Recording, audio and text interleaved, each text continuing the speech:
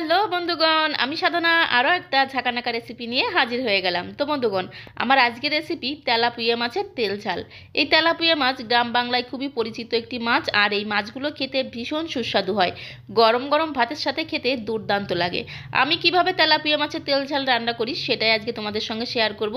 তো রেসিপিটি প্রথম থেকে শেষ পর্যন্ত দেখার জন্য তোমাদের কাছে অনুরোধ রইল। তো চলো আর দেরি না করে রেসিপিটা শুরু করা যাক। তেলাপিয়া মাছের তেল ঝাল বানাতে এখানে আমি 6 পিস তেলাপিয়া মাছ নিয়েছি, আর মাছগুলোকে খুব ভালো করে ধুয়ে পরিষ্কার করে মাছের গায়ে এভাবে একটু ছোট ছোট করে চিড়ে দিয়েছি। এতে কী হবে, তেল মশলাগুলো মাছের মধ্যে খুব ভালোভাবে ঢুকে যাবে, আর মাছগুলো খেতে ভীষণ টেস্টি লাগবে।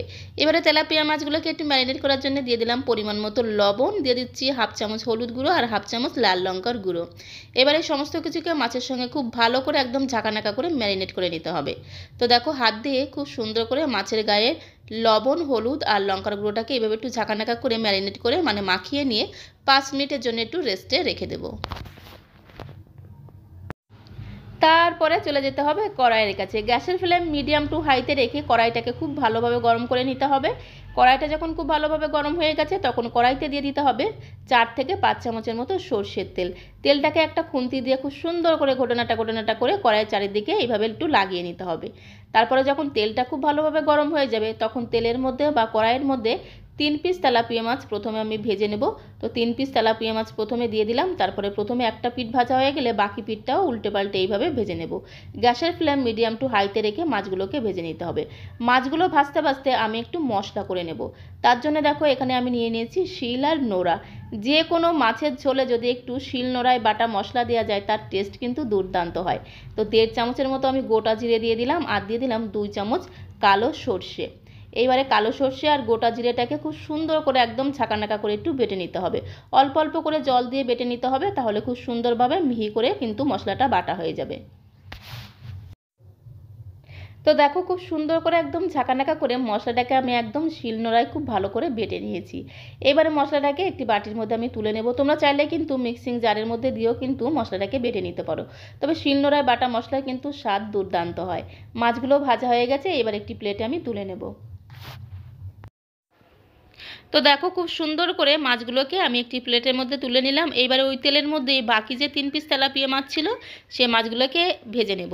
তার জন্য গ্যাসের ফ্লেম মিডিয়াম টু হাইতে রেখে ঠিক একই রকমভাবে মাছগুলোকে এপিট ওপিট উল্টে পাল্টে লাল লাল করে ভেজে তুলে নেব। মাছগুলো তুলে নেওয়া হয়ে গেলে ওই তেলের মধ্যে দিয়ে দেবো আরও 2 চামচের মতো সর্ষের তেল। তো এই রান্নাটা কিন্তু অবশ্যই সর্ষের তেলে করবে, তাহলে খেতে কিন্তু দুর্দান্ত লাগবে। ফোড়নে দিয়ে দিলাম হাফ চামচ কালো জিরে, হালকা করে একটু ঘোটানাটা করে দিতে হবে। তারপরে দেখো, দিয়ে দেবো পেঁয়াজ কুচি আর কাঁচা লঙ্কা কুচি। একটা বড় সাইজের পেঁয়াজকে আমি একটু ঝিরিমিরি করে কুচিয়ে রেখেছিলাম, সেই ঝিরিমিরি কুচনো পেঁয়াজটা দিয়ে দিলাম।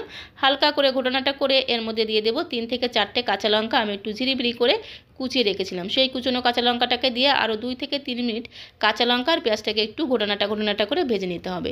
2 থেকে 3 মিনিট পেঁয়াজ আর কাঁচা লঙ্কাটাকে খুব ভালো করে ভেজে নিয়েছি। তো দেখো, খুব সুন্দর করে ভাজা হয়ে গেলে এর মধ্যে দিয়ে দিচ্ছি 1 চামচ আদা রসুন বাটা। আদা রসুনটাকে খুব সুন্দর করে আমি একটু ঝাঁকানাকা করে বেটে রেখেছিলাম। 1 চামচ আদা রসুন বাটা দিয়ে দিলাম। আদা রসুন বাটার যখন একটু কাঁচা গন্ধটা চলে যাবে তখন এর মধ্যে একটা টমেটো আমি এভাবে একটু পেস্ট করে রেখেছিলাম, সেই একটা টমেটো পেস্ট দিয়ে দিলাম, আর স্বাদ অনুসারে দিয়ে দিতে হবে লবণ। এবারে আবারও খুব সুন্দর করে ঘোটানাটা করে একটু মিশিয়ে নিতে হবে। সমস্ত কিছু খুব সুন্দর করে একদম ঘোটানাটা করে মেশানো হয়ে গেলে এর মধ্যে দিয়ে দেবো সেই বাটা মশলাটা। যে মশলাটা 1.5 চামচের মতো গোটা জিরে আর 2 চামচ কালো সর্ষে আমি শিলনোড়ায় ঝাঁকানাকা করে বেটে রেখেছিলাম, সেই বাটা মশলাটা দিয়ে দিলাম। তারপরে হাফ চামচের কম দিয়ে দিলাম হলুদ গুঁড়ো, আর হাফ চামচের মতো দিয়ে দিলাম কাশ্মীরি লাল লঙ্কার গুঁড়ো। কাশ্মীরি লাল লঙ্কার গুঁড়োটা আমি কালারের জন্য দিয়েছি, এতে খুব সুন্দর একটা কালার আসবে। তারপরে বেশ কিছুটা জল দিয়ে মশলাটাকে 2 মিনিট খুব ভালো করে ঘোটানাটা করে কষিয়ে নিতে হবে। গ্যাসের ফ্লেম মিডিয়াম টু লোয়ে রেখে মশলাটাকে 2 মিনিট খুব ভালোভাবে কষিয়ে নিয়েছি। এবার এর মধ্যে আমি 2টো চেরা কাঁচা লঙ্কা দিয়ে দিলাম। তারপরে পরিমাণ মতো দিয়ে দিতে হবে উষ্ণ গরম জল। তোমরা যে যেমন ঝোল রাখতে চাও সেই পরিমাণে উষ্ণ গরম জল দিয়ে দেবে। তারপরে খুব সুন্দর করে খুন্তি দিয়ে ঘোটানাটা করে মিশিয়ে নিয়ে 2 মিনিট ঢাকনা বন্ধ করে গ্যাসের ফ্লেম মিডিয়াম টু লোয়ে রেখে ঝোলটাকে রান্না করে নিতে হবে। 2 মিনিট ঝোলটাকে আমি রান্না করে নিয়েছি। তারপরে খুন্তি দিয়ে খুব সুন্দর করে ঘোটানাটা করে মিশিয়ে নিয়ে একে একে সমস্ত ভাজা তেলাপিয়া মাছগুলোকে ঝোলের মধ্যে দিয়ে দিতে হবে। তো দেখো, সমস্ত ভাজা তেলাপিয়া মাছগুলোকে ঝোলের মধ্যে দিয়ে দিলাম।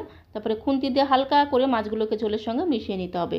তারপরে আবারও ঢাকনা বন্ধ করে 4 থেকে 5 মিনিট ঝোলটাকে রান্না করে নিতে হবে। এখন আমি তোমাদের 5 মিনিট পরে দেখাচ্ছি। তেলাপিয়া মাছের তেল ঝাল কিন্তু একদমই রেডি হয়ে গেছে। নামানোর আগে দিয়ে দেবো 2 চামচের মতো ধনেপাতা কুচি। তো দেখো 2 চামচ ধনেপাতা কুচি দিয়ে খুব সুন্দর করে ঘোটানাটা করে মিশিয়ে নিলেই তৈরি হয়ে যাবে তেলাপিয়া মাছের তেল ঝাল। কালারটা দেখো কত সুন্দর এসেছে, একদম দুর্দান্ত কালার এসেছে। গরম গরম ভাতের সাথে খেতে জাস্ট অসাধারণ লাগে।